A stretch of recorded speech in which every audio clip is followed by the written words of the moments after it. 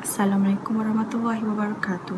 Pada hari ini, saya Hani Suraya dan rakan-rakan saya Alia Syafiqah, Nurliana dan Muhammad Azim ingin menjelaskan mengenai artikel yang pertama iaitu liberalisme dalam konteks asas pembinaan negara Malaysia. Sekarang ini, saya akan menjelaskan mengenai pengenalannya. Baiklah, di dalam artikel ini, ia menjelaskan bahawa liberalisme ini mempunyai konsep yang utamakan kebebasan dan hak individu dalam pegangan, mengikut pilihan dan cara tersendiri dalam mengeluarkan pendapat. Seterusnya, konsep kedaulatan undang-undang yang merupakan prinsip dalam rukun negara didapati terkandungnya prinsip liberalisme sebagai salah satu elemen untuk menegakkan sistem pemerintahan negara ini. Walau bagaimanapun, untuk mengelak negara ini menjadi negara yang sekular, Suruhanjaya Reid meletakkan elemen ajaran agama Islam kerana majoriti penduduk Malaysia ini adalah masyarakat Melayu Islam. Selain itu, semangat liberalisme yang diletakkan dalam perlembagaan persekutuan mestilah berpaksikan dengan situasi dan ciri kemajmukan sebuah negara yang dihuni oleh pelbagai kaum. Oleh itu, kemajmukan Malaysia ini berubah mengikut ideologi politik dengan terdapatnya pelbagai budaya yang berbeza. Untuk mengekalkan keharmonian negara yang berbagai kaum, konsep liberalisme diletakkan seperti kebebasan kepada rakyat dalam kehidupan harian. Ini dapat membuktikan bahawa perlembagaan persekutuan tidak bersifat monogen dalam membentuk sebuah negara yang hanya berlandaskan kepada satu kaum dan budayanya sahaja. Dengan itu, prinsip liberalisme haruslah diimbangkan dengan nilai dan moral tempatan. Assalamualaikum warahmatullahi wabarakatuh. Nama saya Nur Alia Syafiqah binti Muhammad Sukri. Saya akan membentangkan artikel yang bertajuk Liberalisme dalam konteks asas pembinaan negara Malaysia. Malaysia merupakan negara yang makmur dan negara yang dikenali dengan pelbagai kaum seperti Melayu, Cina, India dan lain-lain. Penduduk Malaysia juga turut menganut agama mereka yang lain antara sesama sendiri. Walaupun berlainan agama, elemen dan prinsip liberalisme tetap memainkan peranan dalam agama mereka kerana liberalisme ini memberikan hak-hak pribadi dan juga kesamarataan peluang. Liberalisme menunjukkan betapa pentingnya nilai kebebasan individu dari segi pegangan, tindakan dan memberi pendapat dengan cara tersendiri. Liberalisme mengangkat isu perjuangan kebebasan manusia dan ia juga memberi tanggungjawab kepada negara yang harus melindungi hak warganya. Sama ada rakyat maupun perintah, sistem peraturan sejagat mesti dipatuhi. Isu Islam liberalism menjadi satu isu hangat yang diperkatakan sekarang ini kerana ia menyentuh bukan hanya sensitiviti umat Islam, bahkan ia menggugat kesejahteraan masyarakat di dunia ini. Islam sering dipersalahkan setiap kali berlakunya insiden dari segi aspek ilmu politik, ekonomi, sosial, agama dan budaya. Seiring dengan perubahan dan perkembangan semasa, bagi mereka agama hendaklah disesuaikan kepada realiti, berpandangan bebas dan berpandangan terbuka. Jika terdapat hukum yang tidak sesuai pada zaman moden, hak-hak manusia, maka hukum itu hendaklah digugurkan. Liberalism mementingkan hak-hak pribadi serta kesaksamaan. Dalam fahaman liberalism, pelbagai nama liberal mungkin mempunyai pandangan berbeza. Tetapi secara umumnya pandangan ini bersetuju dengan prinsip kebebasan berfikir dan kebebasan bersuara. Kedaulatan undang-undang dan kemahuan rakyat diambil kira bagi memudahkan undang-undang dalam perlembagaan persekutuan selari dan menepati kehendak keadaan dan ciri-ciri utama masyarakat negara berkenaan. Undang-undang yang ditubuhkan oleh pemerintah iaitu Rule of Law yang bermaksud menjamin hak kedua-dua pihak sama ada pemerintah dan orang yang diperintah. Konsep Rule of Law tidak dapat dilaksanakan jikalau pemerintah mendapat kuasa sepenuhnya. Oleh itu, kerajaan mesti mempunyai kawalan supaya rakyat di dalam negara tidak ditindas. Penggubalan Perlembagaan Persekutuan Tanah Melayu 1957 yang digubal oleh Suruhanjaya Reid juga dikatakan memiliki falsafah liberalism. Berdasarkan ucapan kemerdekaan, jelas menunjukkan kewujudan liberalism sebagai asas dalam pembinaan pemerintahan negara ini. Seperti dalam artikel ini, Suruhanjaya tidak mengikut acuan mereka dengan pengubalan Perlembagaan Persekutuan. Contohnya adalah Perhimpunan Bersih. Bersih merupakan perhimpunan pada 10 November 2007, iaitu perhimpunan yang dianggap beresiko yang membolehkan bertukar menjadi rusuhan dan keganasan yang diceritakan dalam artikel ini. Artikel ini juga telah menarik perhatian dengan penceritaan mengenai Islam sebagai nilai tambah dalam perlembagaan persekutuan. Contohnya, perhimpunan bersih yang berlaku di Kuala Lumpur pada tahun 2011 hanya untuk menuntut pilihan raya yang adil dan bebas, dan pada tahun tersebut, bekas Perdana Menteri Abdullah Ahmad Badawi, beliau dengan relanya mengorbankan kebebasan hak bersuara daripada rakyat demi keselamatan negara. Sama seperti artikel ini, jika hak kebebasan melampaui batas dan akal, tidak salah lagi untuk mengetepikan hak ini demi keselamatan dan kehormatan negara, tujuan untuk menghormati elemen Islam di dalam perlembagaan dan tidak sesekali mengetepikan unsur-unsur di dalam perjanjian perlembagaan. Secara keseluruhan, penulis menekankan tentang kesan kepada pemikiran pelajar pada masa kini yang liberalisme bukanlah satu kejahatan. Liberalisme menjadi luar jangkau disebabkan ketaksuban sesuatu golongan terhadap kebebasan yang melampau dalam beragama. Pelajar perlulah memahami dan mengerti maksud liberalisme dan tidak memandang liberalisme sebagai sesuatu yang mudah ditangani. Seperti yang kita tahu, Malaysia kini adalah negara yang sangat terkenal dengan pelbagai kaum, agama dan bangsa. Malah itu bukan halangan bagi kita sebagai rakyat Malaysia untuk tidak mengeratkan hubungan silaturahim sesama kita. Ilmu pengetahuan yang ada juga perlu diterapkan di dalam minda akal fikiran supaya tidak ada impak buruk kepada pelajar.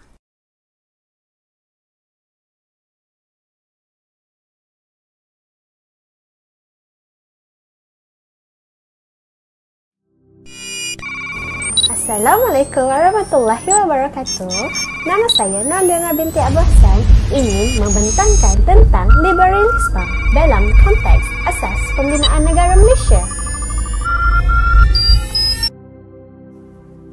Kepentingan kajian ini adalah untuk mengenal pasti prinsip-prinsip liberalisme dan elemen-elemen kawalan yang diguna pakai oleh kerajaan untuk memastikan negara Malaysia aman dan harmoni. Penerimaan sesuatu kaum terhadap kaum yang lain bukan mudah untuk dicapai oleh kerajaan bagi memastikan kestabilan politik dan keharmonian negara, malah ia turut menjadi cabaran oleh pihak kerajaan bagi menyatukan pelbagai kaum yang berbeza agama dan budaya untuk hidup dengan harmoni. Bagi mengekalkan persefahaman dan keharmonian antara masyarakat, kerajaan seiring dalam memahami kehendak setiap golongan masyarakat dengan adil. Walau bagaimanapun, terdapat juga golongan yang memperjuangkan hak liberalisme ini secara ekstrim. Mengikut negara-negara barat, antara isu-isu yang dipertikaikan adalah kebebasan hak berkahwin sesama jantina dan juga hak kepada golongan LGBT. Hal ini sangat bercanggah dengan agama Islam dan sangat dilarang jika dilaksanakan di negara ini.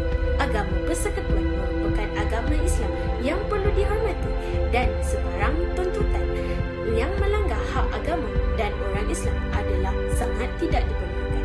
Perjuangan hak liberalisme ekstrim ini sangat tidak sensitif dan peka terhadap sensitiviti agama.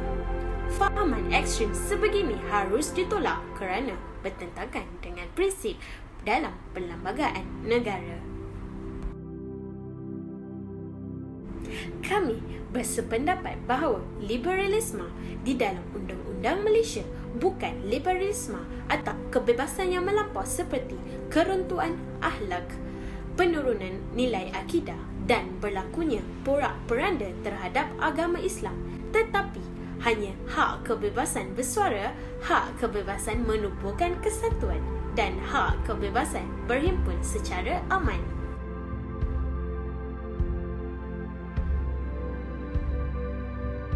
Liberalisme barat iaitu hak kebebasan setiap individu tanpa ada sekatan agama, perhubungan dan budaya akan wujudnya perbalahan antara mereka sendiri, terutama sekali sekiranya dikaitkan dengan isu agama dan bangsa dan juga kecelaruan pendapat.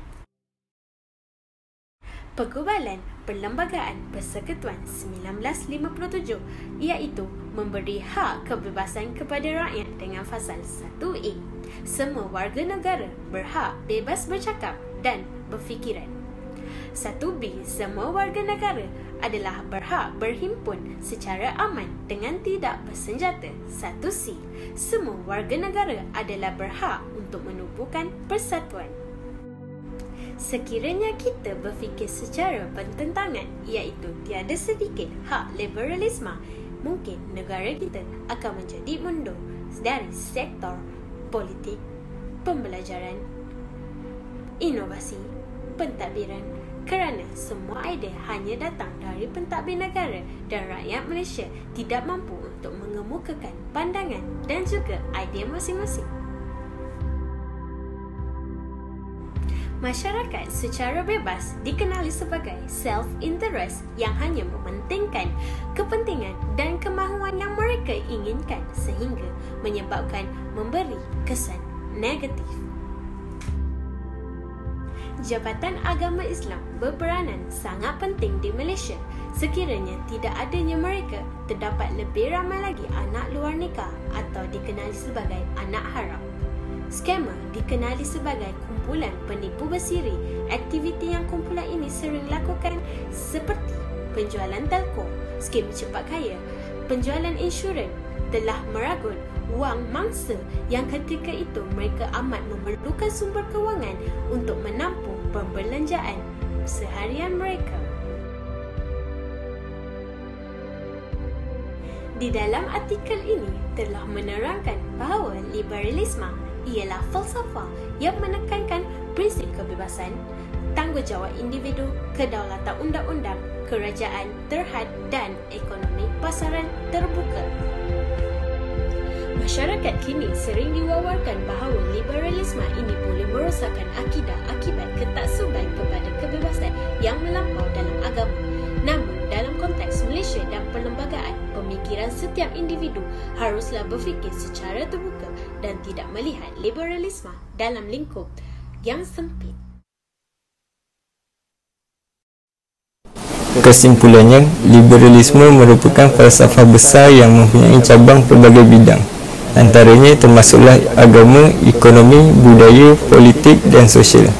Pada masa kini, liberalisme dianggap sebagai sesuatu yang jahat dan masyarakat negara ini sering menganggap liberalisme boleh merosakkan akidah kerana ketaksuban dengan kebebasan yang melampau dalam agama. Tetapi dalam konteks Malaysia dan perlembagaan, makalah ini inginkan masyarakat memahami erti sebenar liberalisme dan tidak hanya melihat liberalisme dalam ruang lingkup yang sempit. Secara ringkasnya, liberalisme ialah falsafah yang menekankan prinsip kebebasan dan tanggungjawab individu, kedaulatan undang-undang, kerajaan terhad dan ekonomi pasaran terbuka. Perlembagaan Persekutuan Malaysia yang dahulunya merupakan Perlembagaan Tanah Melayu 1957 merupakan dokumen bertulis yang digubal dengan menerapkan prinsip-prinsip daripada falsafah liberalisme yang diciptakan di Eropah pada abad ke-18. Menurut takrifan Barat, liberalisme memberikan kebebasan penuh kepada masyarakat tanpa campur tangan daripada pemerintah. Liberalisme memberikan hak kebebasan kepada manusia sebebas mana yang mereka inginkan selagi tidak menimbulkan ancaman dan gangguan terhadap pihak lain. Walau bagaimanapun, dalam perlembagaan negara, takrifan ini tidak diguna pakai kerana kebebasan yang keterlaluan akan menimbulkan masalah yang lebih besar. Maka, perlembagaan digubal beserta elemen kawalan dan sekatan dengan tujuan untuk memastikan praktik liberalisme tidak mengakibatkan berlakunya ekstremisme. Selain itu, dalam suasana masyarakat yang majmuk di Malaysia, liberalisme juga membawa konsep meraihkan dan terbuka dalam kepelbagaian sama ada kaum, agama, budaya, bahasa dan sebagainya. Penerimaan dan toleransi dalam masyarakat majmuk merupakan visi pemimpin terdahulu yang inginkan sebuah negara yang mempunyai rakyat yang bersatu padu walaupun berbeza latar belakang. Rakyat seharusnya tidak menolak sepenuhnya konsep liberalisme dan kesederhanaan, kerana jika kita mendukung tema liberal iaitu untuk meraihkan kepelbagaian, ia akan lebih menguntungkan dalam usaha untuk mencapai matlamat yang lebih besar, iaitu kemajuan untuk semua kaum dan negara yang berdaya saing. Sekian sahaja dari kami Grup 4. Terima kasih.